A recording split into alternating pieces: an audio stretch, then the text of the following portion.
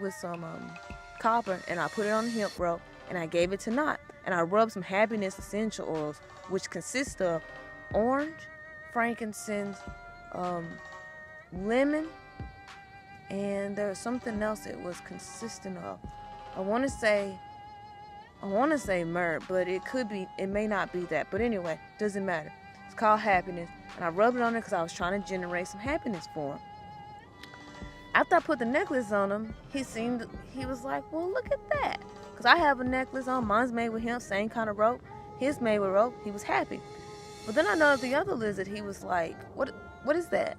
And I was like, it's a necklace. You don't want one, because every time I touch your ass, you was hissing at me. So, you know what? He stopped hissing at me. And I said, what, you want a necklace now too, just because? So I made him a necklace. And immediately after I put on the necklace, he looked at me as to say, well, look at that.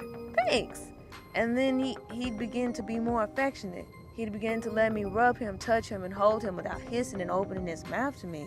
He was genuinely happy and acceptance to my love. Did I tell him, love me, here's a necklace, put it on because I want you to have it? No. He came to me, asked me what he wanted, and then I gave him what he wanted. Because he accepted the love that I was giving out. He saw that it was some type of love and he wanted it. So therefore, I was able to connect and he was able to show himself self-love. Now I didn't rub his with happiness essential oil, so I rubbed his with cedar wood because he liked natural things, and cedar wood is made for being balanced and calming down things and giving you a peaceful mind. So I put that on his lava rock because he was hissing at things. I want him to be calm, balanced, and understand himself. On my essential oils, I like to put lemongrass, frankincense, and happiness. But sometimes I like to switch it up, and I like to put lemongrass, frankincense, and cedarwood. This has been my mood lately, so that's what I've been loving. But yeah, so self-love within even animals, you can find that they understand self-love. You do not have to force them to understand self-love. You know what I'm saying? This dog over here, to be honest with you, when I first got him, he didn't have much self-love. He's constantly barking at other dogs, animals, and he wasn't doing that until after he didn't see his owner for a while and he just started doing it. He was losing the love of himself. So instead of being mad at him for killing my lizard and hating him and casting him out, I continue to take him outside. I continue to show him nature. I'm continuing to showing him self-love.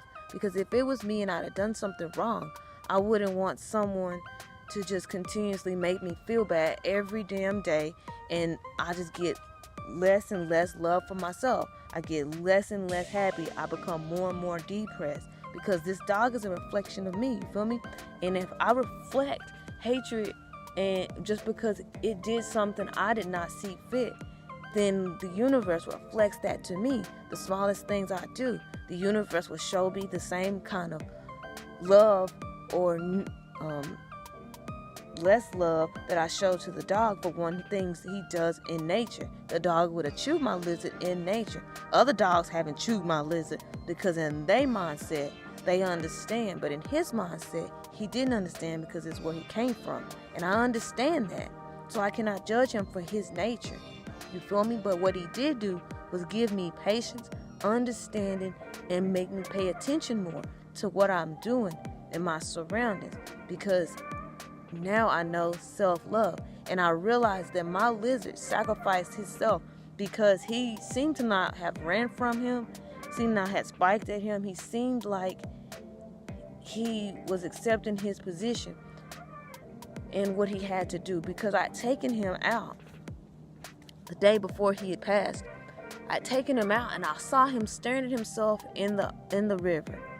He was staring at himself, not in a way to say, oh, look at that in the water, but the energy from which he stared at himself, I felt it immediately as I watched him, and it was like he was staring at himself, through himself, past the water, and it felt like he was saying, these are my last days, and I felt that, and I immediately rolled my boat over there, picked him up and said, No, man, there's no need to look like that, man. We're going to do this together. I put him and we rolled down the river. That was a beautiful day.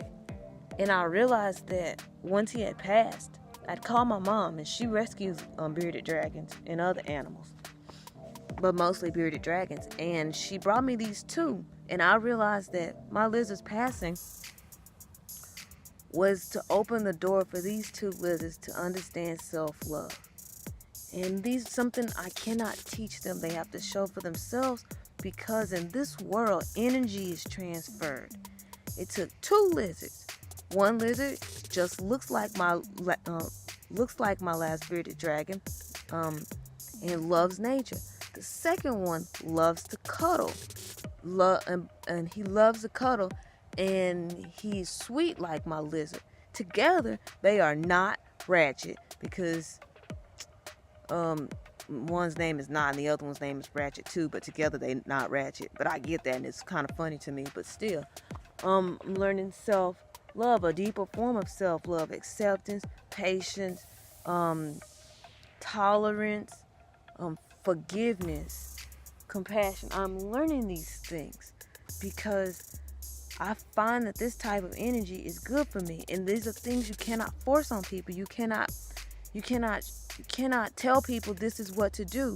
They're just going to look at you and they're going to say, yeah, okay, whatever. They're not going to understand, because they have to accept it and find it within themselves. So people, when you are trying to teach people, when you're in these relationships, when you're in these friendships, when you're in these family ships, when you're in these job ships, when you in these small associateships, I feel one should understand that you cannot force self-love. You cannot tell someone to go eat some plants and trees and they think they're just going to not question you and they're just going to do it. No, they're going to ask you why. They're going to need the research. They're going to need the reasons. They're going to need to see results, because you cannot just tell someone something and they instantly believe you. They have to take steps. These steps are the same kind of steps that you have to do when you're looking into self-love. So I love myself. And how do I know that I love myself? Because I'm always researching better ways to be better for myself, better ways to improve the areas around me, better ways to improve the people I hang out with, better ways of getting in relationships that aren't making me mad, sad, and confused and questioning me all the time. I'm looking out for myself. You feel me? I feel like if we all took the time out to look out for ourselves, then we would spend less time being offended, being argumentative, hating, being sad, being depressed, being confused, being all these negative things. If we only, well, I wouldn't say only, because I don't like to use stagnated words like that, but if we, a great majority of our time, spend thinking about ourselves, paying attention to ourselves. We spend so much time looking outside of ourselves at others. But I think it is best that we spend a great majority of our time looking at self. Because self is the only thing in your reality that matters. Because once your self is gone, your reality is gone. You feel me? Your reality changes when you start looking at other people. Because I can sit here right now and just enjoy this tree. Look, I can just sit here and enjoy that view. I can just enjoy